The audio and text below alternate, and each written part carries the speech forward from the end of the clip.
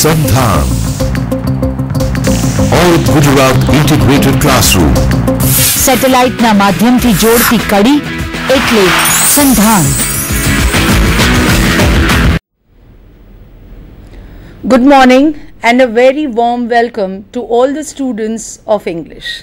This is Dr. Kavita Patel on behalf of Sandhan, welcoming all the students of English to this special English lecture series. Today, I am going to teach you compulsory English, that is general English, in this semester pattern, where I'll be teaching 2 lessons from semester 4 prescribed in the text, which you can see on your screens. Macmillan College Prose, lesson number 8, Professions for Women, authored by Virginia Woolf. You can see the text on one side as well as the pic of the author Virginia Woolf to make it more precise for the compulsory students, as she is a very well-known literary writer. When it comes to compulsory teaching,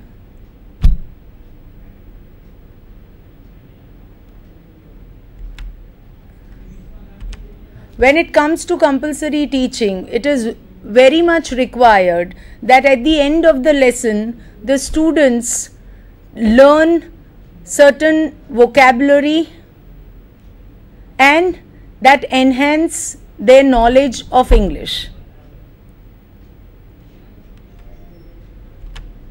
Now, this is the writer, and you are going to know something about Virginia Woolf as well as her views about women, as the very title of your lesson is Professions for Women.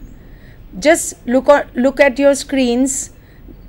Virginia Woolf, a novelist, a biographer, critic and theorist, an autobiographer, diarist as well as a publisher. This is the literary background of the author, and the other aspect of Virginia Woolf, which is a must to know before we proceed to our lesson, is that she prepared the ground for the second wave feminism, that is, which started in 1960s in US, which brought a change it was a movement for cultural changes, that is, changes in habits of thinking and mental space. And this is what is going to be the base of the talk which we are going to have on this particular lessons, Professions for Women. Let's move on further.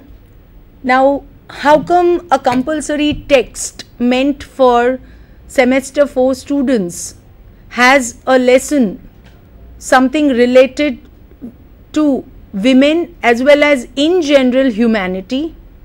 I don't say marginalized people, but rather it is more about human race and the status of women in that.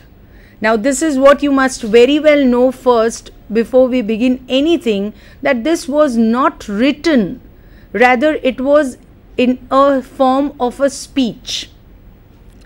Professions for Women is an abbreviated version of the speech Virginia Woolf delivered before a branch of the National Society for Women's Service League on January 21st, 1931. Later on, it was published in a book titled The Death of the Moth and Other Essays. So, you can, if you just look into your text, you will realize that it is not in the traditional manner. The lesson is not in a form of a prose writing which looks like a narrative story or anything like that. Rather, it is in a new format, that is, it is in points. You have total 7 points, and after reading all those 7, you see that things are connected as well as they are in a scattered pieces. So this was a speech delivered before a live audience, and responding to them, having a talk to them, she started then writing this in the form of a script, and then it turned into an essay, and that is how you are here to read it, and compulsory students are bound to read the whole text. So there has to be a practical exercise where you read each and every line of all these 7 points to understand how after one and another things were connected. Let's move on to the next one, and that is, I have taken up from the text, that is the extract from the text. I can't read the whole text, but this is how the essay begins. When she is invited for a talk, she says, I quote, "My profession is literature, and in that profession there are fewer experiences for women than in any other, with the exception of the stage, fewer, or the road was cut many years ago by," she is naming few writers, women writers, whom she in a way succeeds, that is, these were the writers who wrote before her and made a way for her, "many famous women and many more unknown and forgotten have been before me, making the path smooth and regulating my steps." Now here we need to wait for a second and think about that why she is giving a sort of a historical map of writers before her. Now the only reason why she is doing this might be to show that she is not the first person to come on this scale of writing as a woman. You have to always continuously keep in mind the title of the that is the lesson. I won't say it a story actually, because it is not at all in a narrative pattern. It's rather a talk. So we would always say that these are her views in general about herself. Because she was such a renowned women writer, she was asked to talk about her profession, and that is how she starts, that there are very fewer experiences for women, right? And then she's talking about other women writers who succeeded as writers, had great name during their time, and then she talks about herself, that how she has followed the footsteps of the writers whom she has named. Let's go on to the next slide just to have you a bit acquainted. I'm just trying to make you acquainted with the names of the writers she mentioned over there. You can see on your screens George Eliot, Jane Austen, Harriet, Ephra Behn and Fanny, and these are the writers she has named whom she has kept as an ideal, not following in that sense, but at least in a chain of women writers where she in a way successes these writers, and how she is not new in writing, and that is the point what she wants to talk about. And let's move on further to the later part of the text. Again, I'm quoting from the text some changes. I have left few lines over there, and here she's trying to talk about why a writer, why a woman should opt for a career in writing, why she should go for creative writing, that is in literature, and not in any other thing. Now see what logic or what point of view she has.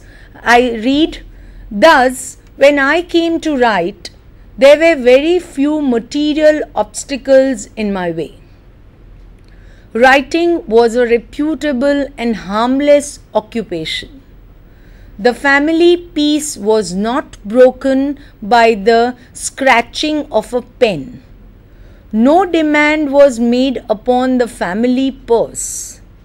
The cheapness of writing paper is, of course, the reason why women have succeeded as writers before they have succeeded in other professions." Now that is one reason she says that it is very meager if a woman opts for creative writing, because there are not too many material obstacles. Material obstacles have many connotations, like the family might not support somebody, there are economical issues, but here in Virginia Woolf's state, she belonged to a very reputed and a very well off to do family, so she need not had any problems. That's why she says that materialistic or material obstacles didn't harm her from, that is, overcoming rather or being a writer. I'll just read out few lines from the text which I have not put here.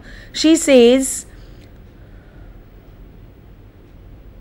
I quote, "But to tell you my story, it is a simple one. You have only got to figure to yourself a girl in a bedroom with a pen in her hand.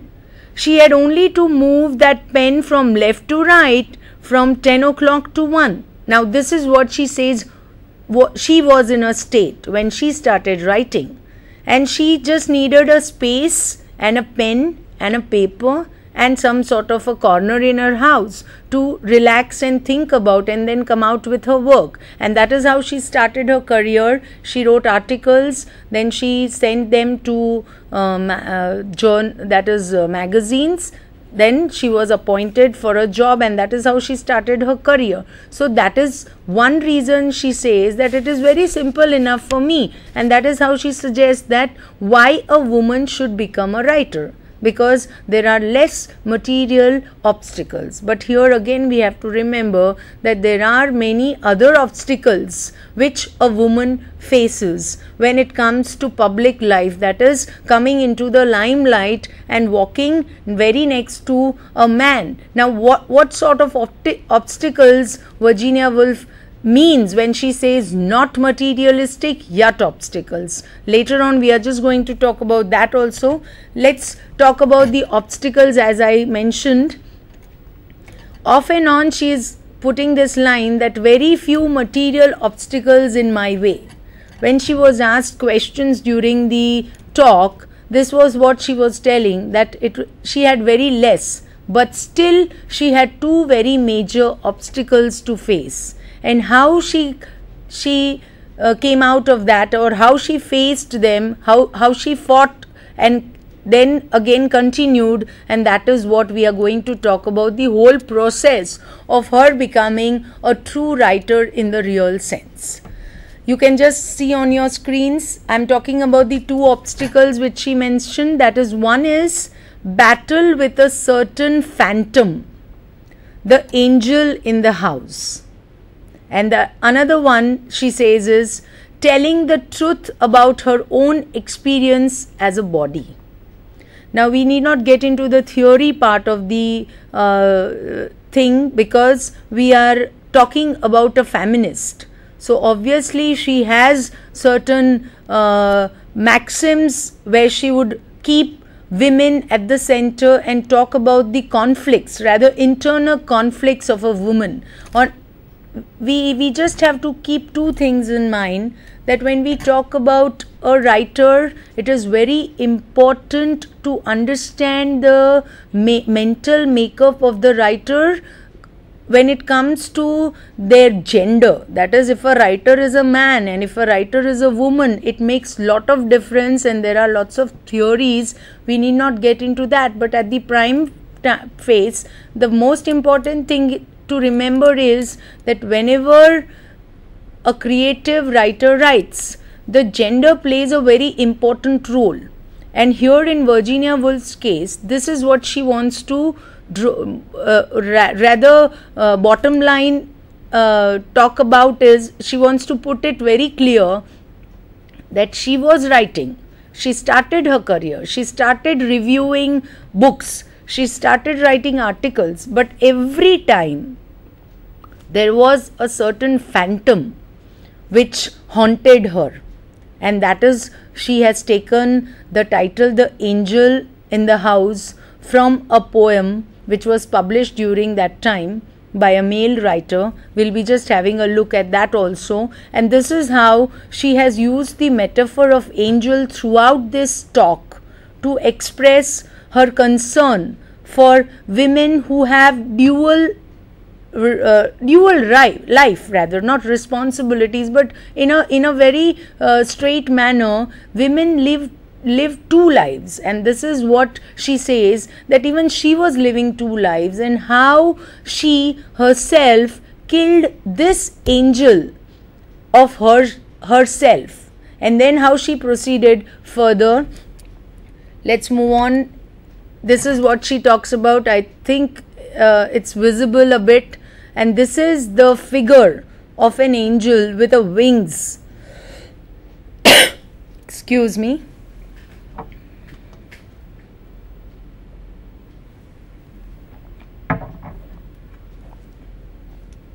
You can just look on your screens over there that this is a imaginative sort of an angel she talks about for us. She herself is in that state, but for us, she says that this angel is like this, living in a house, and she wants to liberate herself from this angel. Now, these are in a very metaphorical way. We are talking in a very metaphorical way where we say, who is she? So here I am not talking about one or two, I am talking about so many women.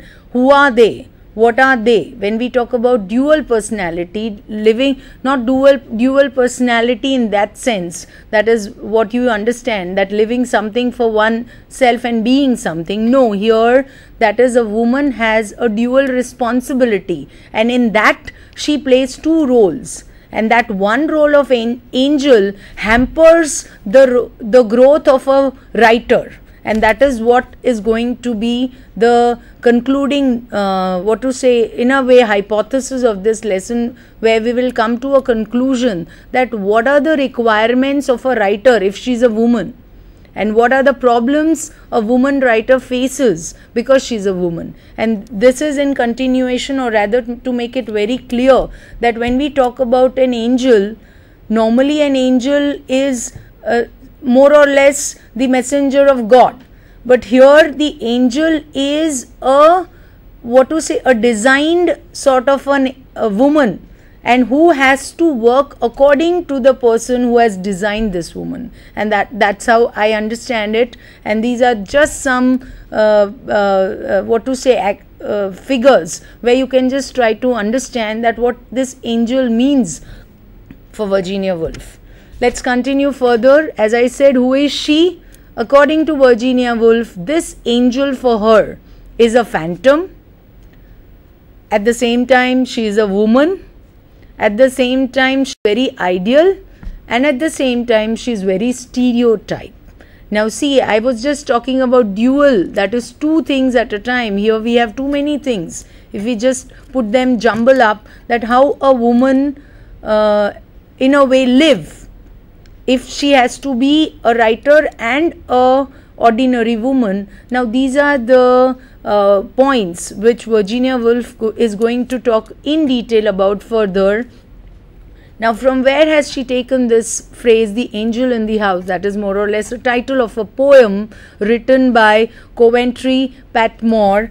Next slide, you can see the pic of the poem as well as the writer of the poem, where he sings praises about a woman only because that is the feminine qualities of a woman are praised, where she is a very docile and a very homely sort of a woman, where she has certain norms set and she has to follow those norms, and then only she is acceptable in a society where patriarchy rules. Now again, we have to keep one more thing in our mind, is that we are talking about something which prevailed during the Victorian age. That is, we are talking about a historical phase at the same time. It's not comparing the 21st century with that phase, but whenever we try to understand a author or a text or anything, we need to keep in mind the historical background, the historical perspectives again at the same time, and that is just to make you understand what this angel in the house meant. The angel in the house meant a woman who takes care of everything in the house, and she has nothing to do outside the house. That is how certain conclusions might come, especially from tender minds like students like you. Their very understanding of angel in the house makes it very restrained, that okay, we are talking about a woman in a house. But now here is a woman who is out of the house. Rather, she is in the field of profession. Now how she handles her being an angel in the house and again a professional woman. Let's move on further. Again a quote from the text. Now this is the most important thing which makes very clear what I was talking earlier. I quote, "And when I was writing this review, I discovered that if I were going to review books, I should need to do battle with a certain phantom. And the phantom was a woman. And I came to know her better. I called her after the heroine of a famous poem, The Angel in the House." Now this is what she's talking about, her career. When she started writing, she was again offered the task of reviewing books, and especially this point is to be noted that when she was given the task of reviewing books, the books were written by male authors, that is, the writers were male. And again, when she started reviewing, this one thing she off and on felt was that she had to constantly switch on, and that is again switch on from this to that. That is the dual side of a woman, that is her being a woman according to the patriarchal setup, and again her being a reviewer, but again a reviewer, a woman reviewer. So these two things got clashed, and that is how she introduced this metaphor, angel in the house.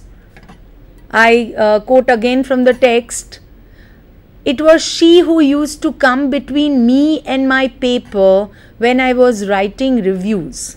This is what I said.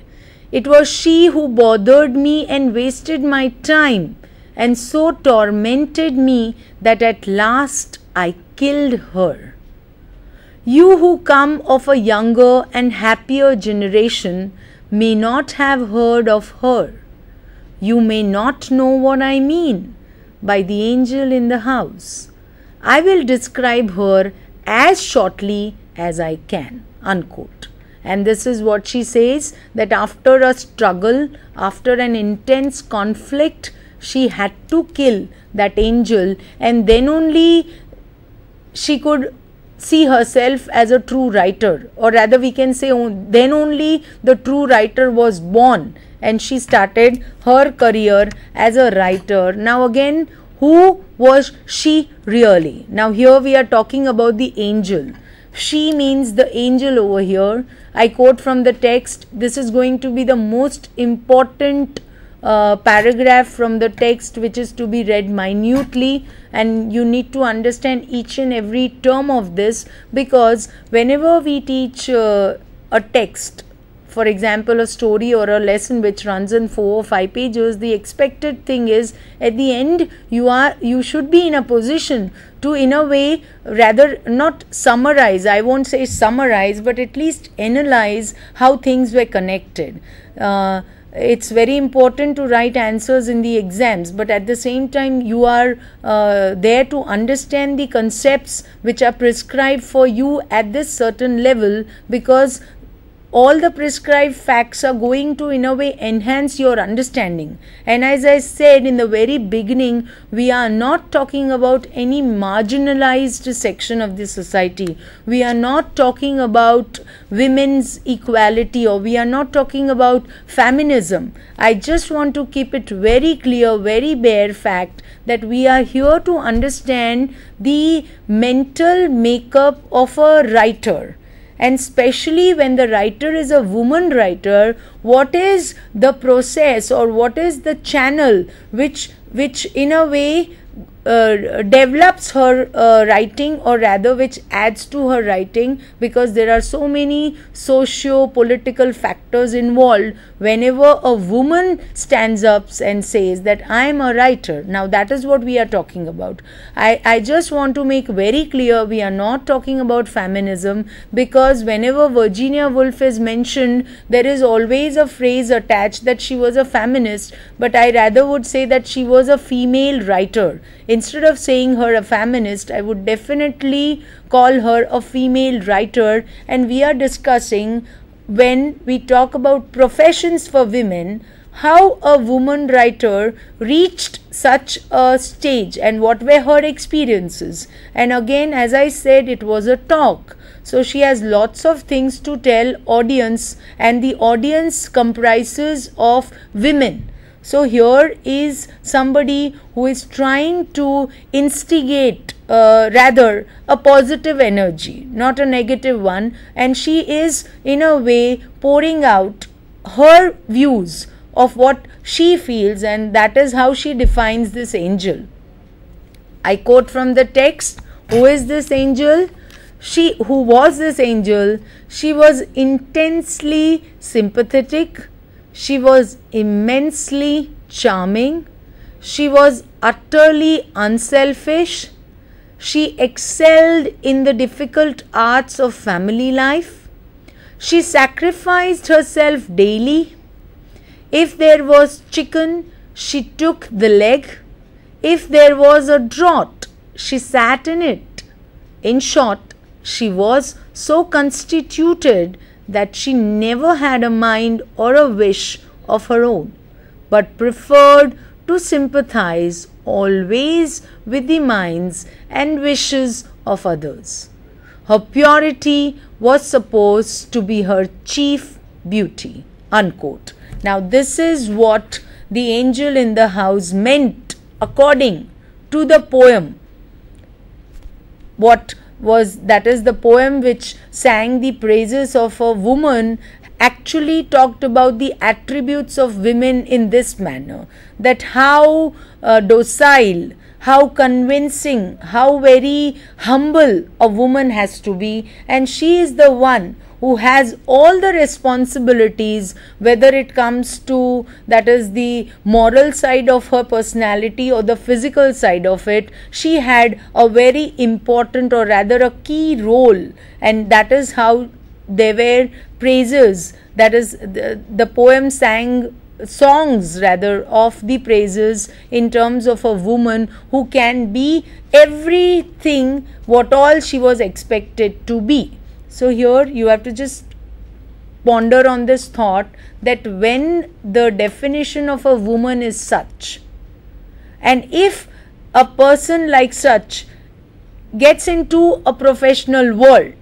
what are the consequences the woman has to face? First of all, you have to beforehand think about that what are the consequences a woman of this stature faces if she enters into a professional world where she has to compete with the other side, that is, compete with men. When there is a designed sort of a life designed by patriarchy, rather men, that a woman has to be like this, and if she goes out and says that I am a writer and not an angel, what are the consequences that is she has to face? Now let's come to this angel definition furthermore to make it very clear, because you will be having as a fact, it's very important to keep always in mind the exam point of view, that what are the important things you could be asked. Now this angel in the house is going to be the most important sort of point, rather I would say it an important short note which every student has to prepare beforehand, because that gives the gist of the whole lesson. If you understand this, then there is not much required to connect things, even if they are in bits. I'll just read out what this angel in general meant. It meant as of a norm, and every house has this angel. There is no house where there is not as the defined angel, as we saw in the earlier slide, that a sympathetic woman, a unselfish woman doing everything expected. So every house has such angel. Now what is the task for a professional woman? If an angel turns into a professional woman, the first thing that she has to do is she has to kill the phantom, and that is the angel. It's very hard to kill. Excuse me. It's very hard to kill such an angel. First of all, as we talk about Virginia's further essay, we will read that it's very difficult even for people.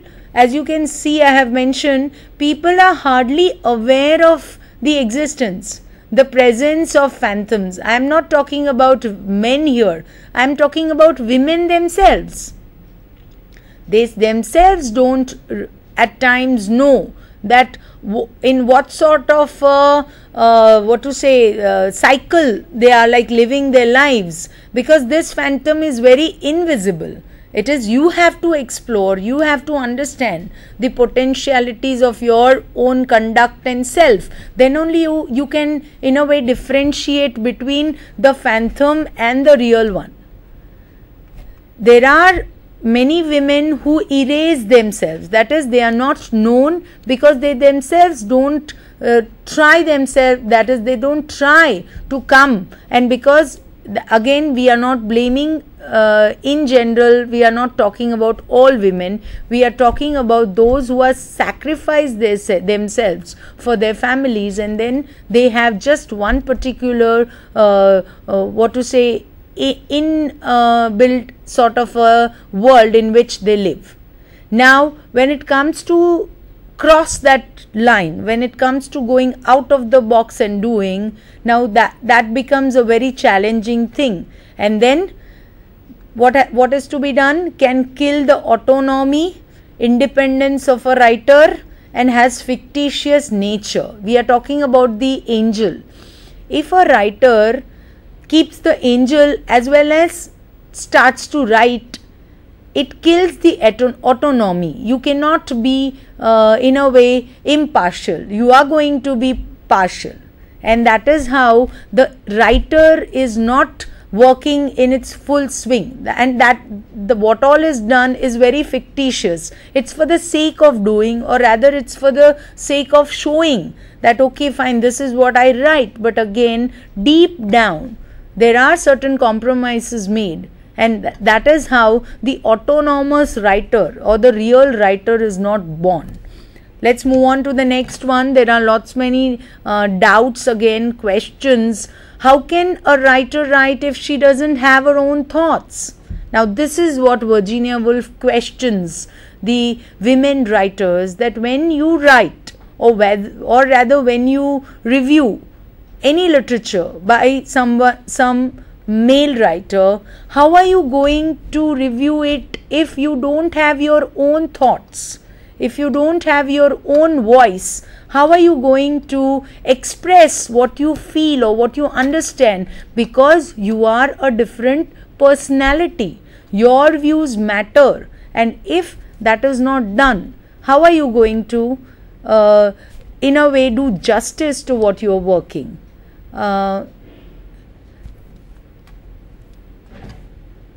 And that is what I was talking. How can a writer write if she doesn't have her own thoughts? Now there is a pic for you, which in a way it is a very very justifying one, where there is a woman, but you can see on the forehead, you can see the picture of a man over there. She is not a complete writer. She is a writer, but again she thinks like a man. Why? Now that has a very important point to support it, and that is because we live in a setup, in a patriarchal setup, where we have to abide. That is the not exactly day-to-day rules, but rather you follow certain things, and in doing that, a creative woman, she cannot come out completely or totally, she cannot do justice to her work if she doesn't bring out her own thoughts. And that is what for which Virginia Woolf again has a very critical remark. I can read out from the text where she talks about women who in spite of having the potential are not trying to express them, and that is what it is in that connection that we are talking. And you cannot review even a novel without having a mind of your own, and that is what supports what I said, that unless you are a complete self, it is difficult to give your own points. Rather you would follow a chain, or rather you would follow something which is coming since years, and you base your judgments on that. But Virginia, as I said in the very first few slides, that there are two obstacles that a woman has to come over if she is into writing field, and the one is to kill the angel, and the second one is to express her views as a woman. That is very important. How she feels about being a woman, that has to be the base for any sort of a work. Let's move on further. Again from the text I am reading. These then were two very genuine experiences of my own. And now she is going about herself, how she killed the angel, or what she bases her, on what view she bases her views. These then were two very genuine experiences of my own. These were two of the adventures of my professional life. The first, killing the angel in the house, I think I solved. That is what she says, because she then was a renowned novelist. We just read in our first slide. What was she? She was a novelist, she was a biographer, she was an autobiographer, and many things she went into. That is, she made her profession even in publications. So that she herself justifies or gives a statement that she solved the first obstacle of killing the angel. The angel died. But the second, telling the truth about my own experiences as a body, I don't think I solved. I doubt that any woman has solved it yet. The obstacles against her are still immensely powerful, and yet they are very difficult to define. And that is what she in general talks about when she says that there are two specific obstacles, but there are infinite obstacles for women, and it's very difficult to define. Everyone faces a new problem or a new obstacle in their own way. Now, what are the other obstacles? We talked about the angel, we talked about the phantom. Now here, which are the other ghosts that a woman writer has to fight during her that is the career that she chooses? I quote from the text again. Outwardly, what is simple than to write books? Outwardly, what obstacles are there for a woman rather than for a man? Inwardly, the case is very different. She has still many ghosts to fight, many prejudices to overcome. I think before a woman can sit down to write a book without finding a phantom to be slain or rock to be dashed against, and if this is so in literature, the freest of all professions for women, how is it in the new professions which you are now for the first time entering? Now here is a very important question asked by Virginia Woolf to every woman who works. We are not talking about literary creative writers only. She is posing a question to all the women who work, where she talks about two things. Primarily, that the outward obstacles are different and the inward obstacles are different for both men and women. There are many ghosts to fight. For example, she has to come out of lot many situations where people prejudice her being into it. She has to overcome that also. And then when she starts writing, she has killed the angel, she has slain the phantom, slain, that is to kill. She has slain the phantom, but then again, when she is writing, suddenly there is a phase where she dashes herself against something. I haven't read the whole text here, but again we are coming near to the second metaphor that she has used in this talk. The earlier one was angel in the house, and the second, that which I am going to talk about now, is the metaphor of a fisherman, and that is what here this a rock to be dashed against in a way specifies. I can see if I have kept that will continue with what she did with the first, that is killing the angel, how she killed it, how difficult it was. So she starts to take action. When she decided to become a writer full-fledged, she decided to take an action, and deciding it meant not a physical action. I just want to make it clear that action, this is the complexity of English. When we say action, suddenly you get into some sort of a sequence where you have physical fight or anything which is done physically, but here action means to be mentally strong and taking up certain decisions, taking some resolutions and sticking to them, and that is what she did. I have some bits from the text which I am quoting here. I quote, "I turned upon her and caught her by the throat." Now this is the seriousness of the separation of an angel and a writer, where Virginia says when she was interfering off and on in her writings, she just holded her from the neck, and then I did my best to kill her, and she used all her mental power to kill her. Had I not killed her, she would have killed me. Now that is a very important fact again, that if you don't overcome, the thing will overcome you. And this is what she says, that had I not killed her, the angel, she would have killed me, and I would have been in the realm of the angel and must have forgotten my work as a writer.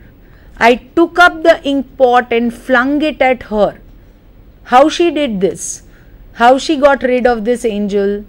She says that once during writing, she just took up the ink pot and threw it towards the angel. That is what all angel was professing her off and on, and then she died hard. It took a lot of time for her to die, but finally she died.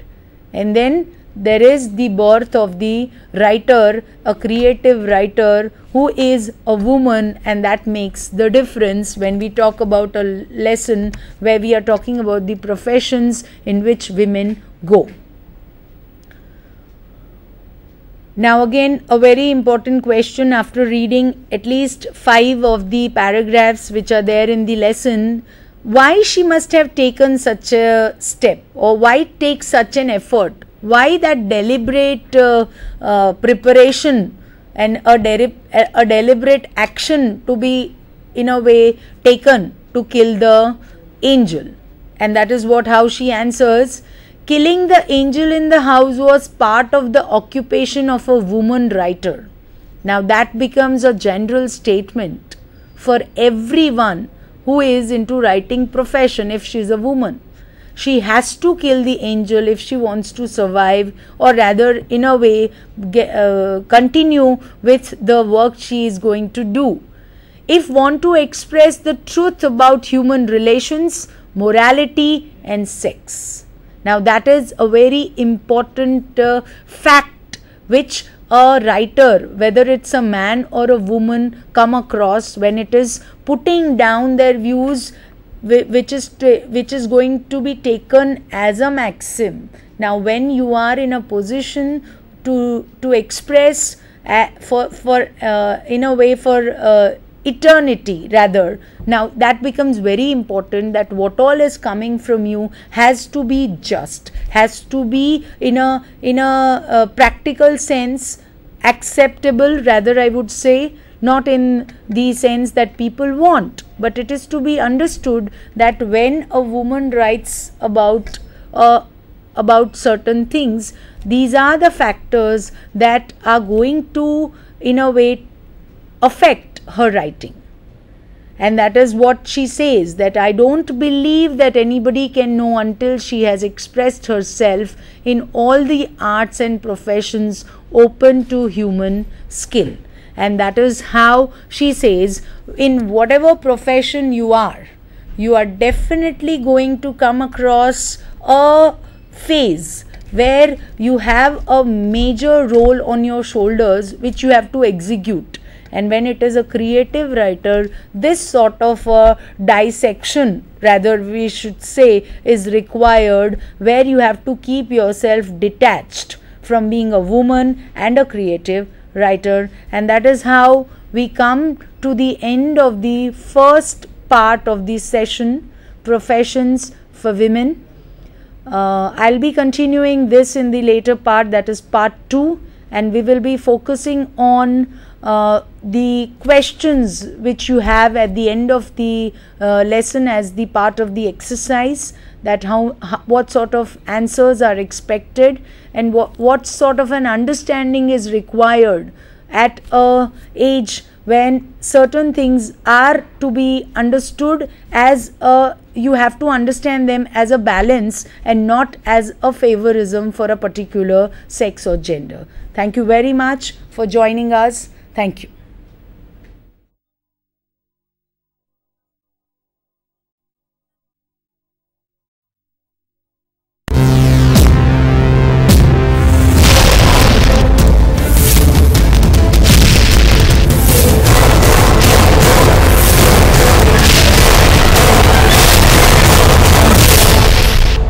Sandhan. All Gujarat Integrated Classroom. સેટેલાઇટના માધ્યમથી જોડતી કડી એટલે સંધાન.